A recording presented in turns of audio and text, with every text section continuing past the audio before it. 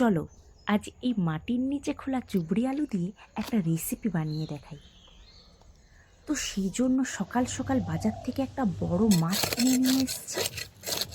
এটাই সবার প্রথমে চলো কেটে নিই।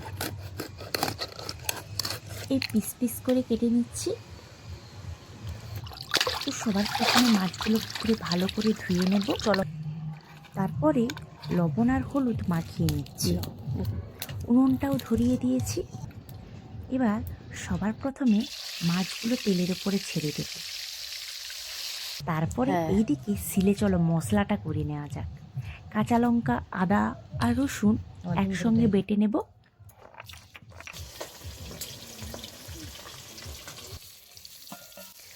তো এদিকে আমার মাছগুলো ভাজা হয়ে গেছে, সেই জন্য আমি তুলে নিচ্ছি।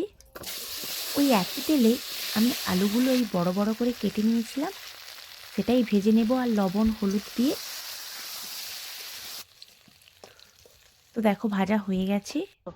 ওই তেলে দিয়ে দিচ্ছি ফোড়নের জন্য শুকনো লঙ্কা, তেজপাতা, 5 ফোড়ন আর পেঁয়াজ। একটু নেড়ে চেড়ে বাটা মশলাটা দিয়ে দিলাম। তার উপরে দিয়ে দিচ্ছি হলুদ, লঙ্কা গুঁড়ো, কাশ্মীরি লঙ্কার গুঁড়ো দিয়ে একটু কষিয়ে দিয়ে দিচ্ছি চিনি। তারপর জল দিয়ে টমেটো কুচি দিয়ে দিলাম। তারপর মশলা থেকে তেল ছেড়ে এলে ভেজে রাখা আলু দিয়ে নেড়ে চেড়ে জল পরিমাণ মতো দিয়ে দিলাম। তো ওপর থেকে লবণ দিয়ে দিচ্ছি। এদিকে সিলে আমি ধনে আর জিরে বেটে নিচ্ছি। তারপরে মাছগুলো দিয়ে একটু নেড়ে চেড়ে আমি যে জিরে আর ধনে বেটে নিয়েছিলাম সেটা ওপর থেকে দিয়ে দিলাম।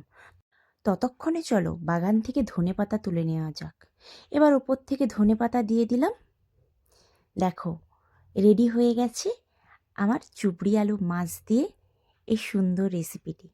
গরম গরম ভাতের সঙ্গে খেতে কিন্তু দারুণ লাগে। তো রেসিপিটা তোমাদের কেমন লাগলো কমেন্টে জানিও। ভালো লাগলে লাইক কমেন্ট শেয়ার করে পাশে থাকবে। আবার আসছি পরের ভিডিও নিয়ে। চলো টাটা।